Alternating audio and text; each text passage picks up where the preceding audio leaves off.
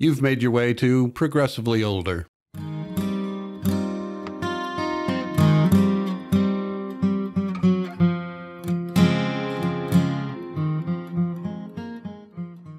Hey folks, welcome back to Progressively Older. I'm Link, I'm the host here, and Progressively Older is where you come when you're getting older and you plan on staying progressive on the way. So, glad to have you here. Today we're going to be talking about hobbies and why they're so cool when you're getting older. There's a particular advantage. But before we do, please subscribe if you haven't already. Like the video, like the podcast if you're listening to it there. We need your help to grow, and we are planning on staying here for a while. So help me out, let somebody know about it, share it, and let's become a community. So on Wednesdays, we talk about politics and being progressive, and on Fridays, we talk about getting older, and it's Friday. Today, we're talking about hobbies. Now, I want to start with a definition. The one I'm going to use is from Wikipedia. They're, of course, dictionary.com, Merriam-Webster. This one is a little bit more fleshed out than the others, so I'm going to use this one. And this is how they describe it. A hobby is considered to be a regular activity that is done for enjoyment, typically during one's leisure time, not professionally and not for pay.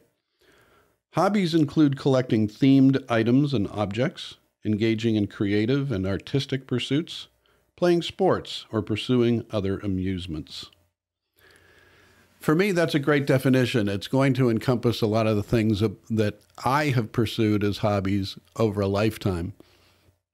I'm going to share some of those with you at the end of this video, and hope you stay by and take a look at some of those. And it's just some of the things that I've found fascinating over the years, but they're fun. And the fact is that as a older person, a person getting progressively older, this is a great time to pursue your hobbies. If you're fortunate enough to retire, which I may not be, haven't managed my life skills particularly well over the years, but at any rate, if you do happen to have a retirement, either now or in the offing, what a great opportunity to take advantage of those hobbies that you started maybe as a kid. The hobbies that I'm going to share with you, I did start as a kid. These are leftovers from a bygone era when I was very, very young, and they never left me. One of the hobbies, which I'm not going to be discussing at the end, for me was acting. It started as a hobby. It was something that was fun and I enjoyed, and it became a 30-year obsession and a professional pursuit, and it became something completely different. That's why this is such a neat opportunity now at our age to be pursuing hobbies, because there's no expectation of that, nor should there be. This is a great time to be exploring things that maybe you didn't.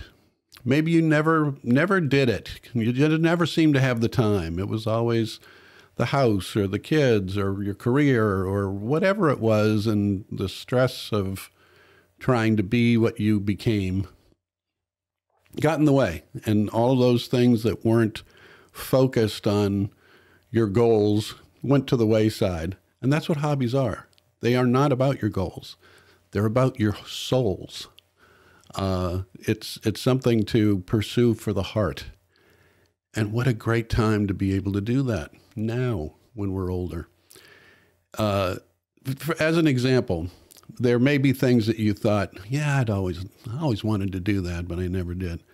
Let's take an instrument, for example. Maybe you always wanted to play guitar, but you never did it. You just never had time, and it was never the right time. It's the right time. You're not too old.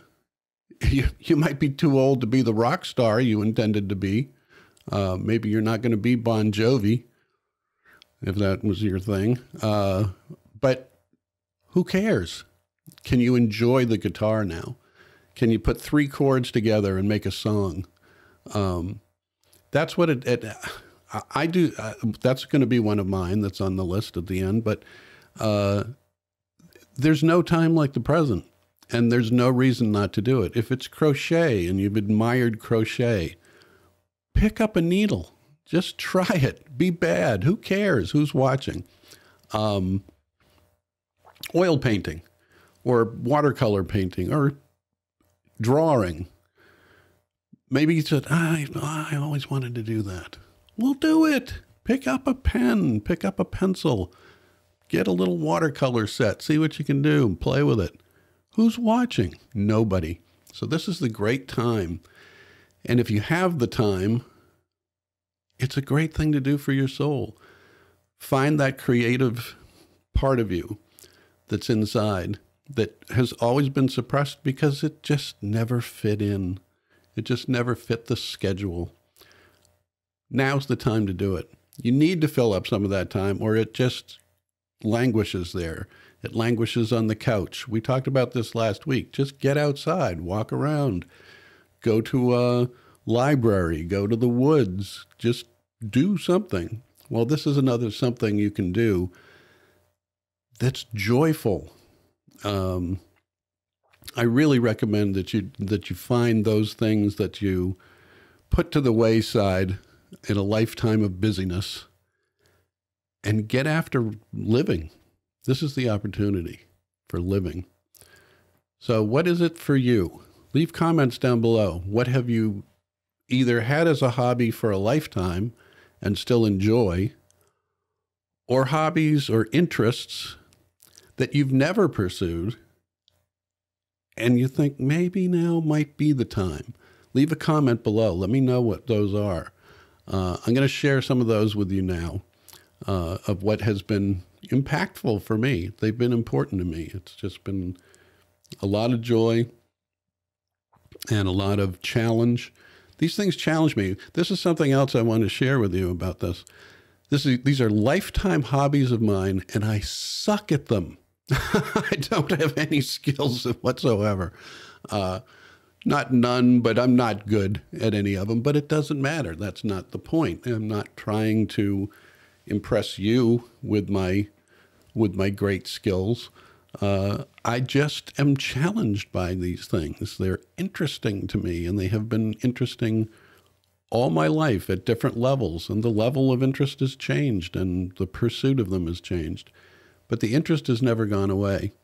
So what fits into those categories for you? Let us know. I'll show you what mine are now.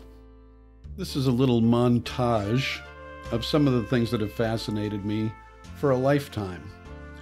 Almost every one of these things that you're seeing in this overview are things that I've been interested in my whole life.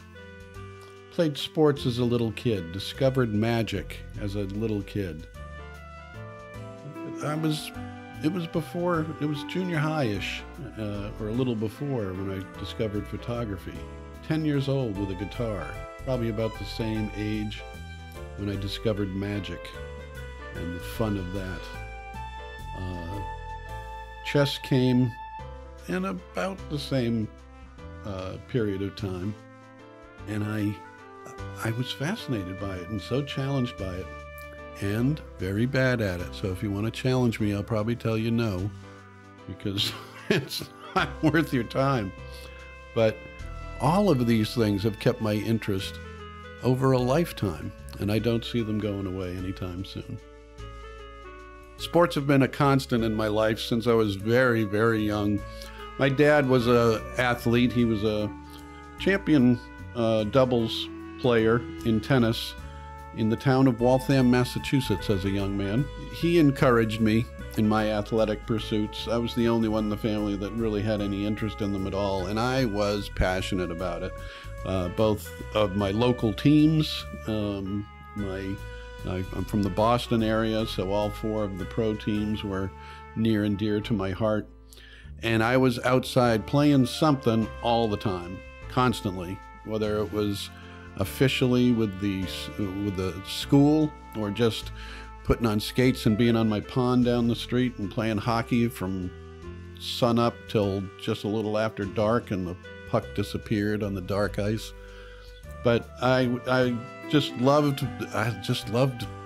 running around and using my body and climbing trees and swinging on anything that was physical. I just loved it. And eventually it became focused into more,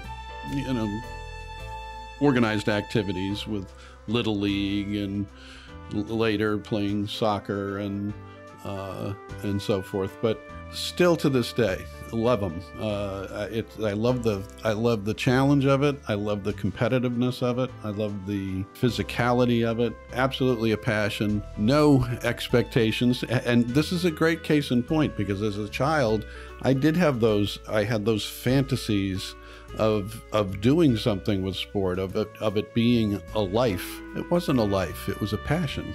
And now I can embrace it on that level, and it's a whole lot easier. Here's a close-up of the cups and balls. The cups and balls is the magic trick that magicians perform for each other. Many, many, many kids get a little cheapo plastic set when they're a little kid. This one here is a professional set that I finally broke down and got. And the trick is much more involved than most people understand it. They think it's a very simple thing, but if you do a full routine with the cups and balls, it's quite lovely. And I've watched many, many, many performers do this trick and have aspired to half their skill and have not achieved that yet. But these are beautiful. That's part of it too, is the accoutrements of Hobbies can be very alluring as well. And so the Hobbies not only become a pursuit of the creative element of it, as was in the definition by Wikipedia, but also in the collecting of things. And we'll talk about that again in just a second.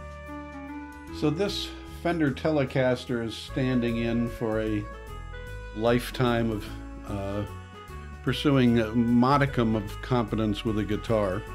I have yet to achieve it, but this is another case in point where the collecting of things is married to the creative and artistic pursuit of them. People that play guitar are well familiar with the GAS syndrome, guitar acquisition syndrome, and we wind up having rooms full of guitars. I have had at my peak, I've had 7. That's a fairly tepid number for real guitar enthusiasts. I do not have that many now, but it's part of the allure for me with guitars. Not only just to be able to have a creative outlet and on this beautiful instrument, but they're also beautiful in and of themselves. Guitars are gorgeous in both their acoustic and their electric renditions. They're incredibly beautiful, and I am drawn to them like a moth to a flame, per se. So this Telecaster is just standing in for that obsession. It's one of many that I obsess over and play.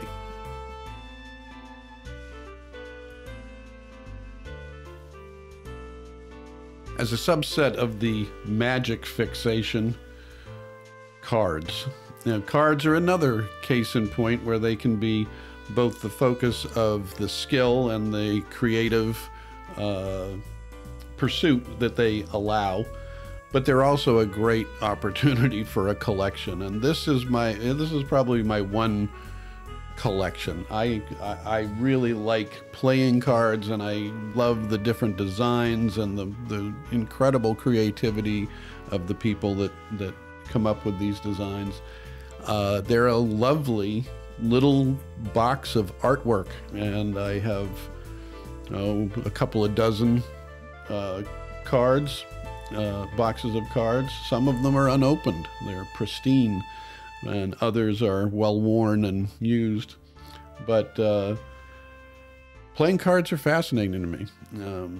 There's magic within them, in and of themselves, and then you can apply magic to them, and that's even more fun.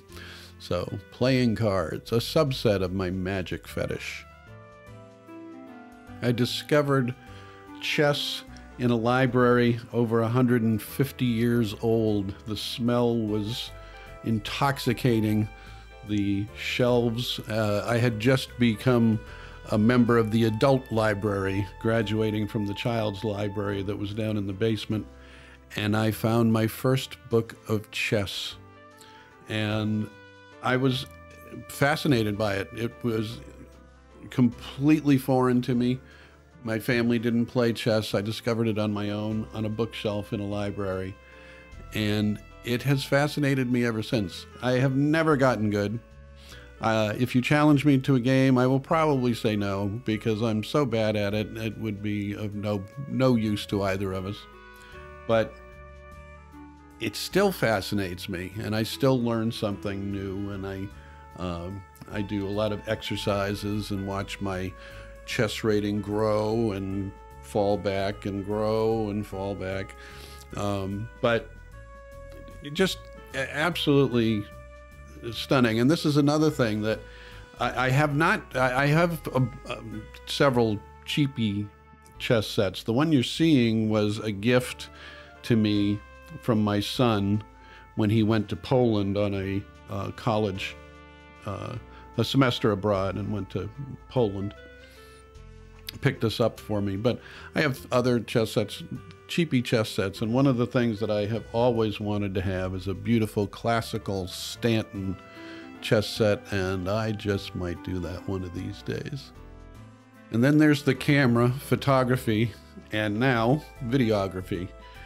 This I started with my first camera that I really messed with was a little 8mm Kodak that was, I think, $5. It was just crazy cheap. And I didn't make a lot of movies, but made some movies when I was a kid. And then I took a class in movie making when I was in junior high that was fascinating to me. That was really cool.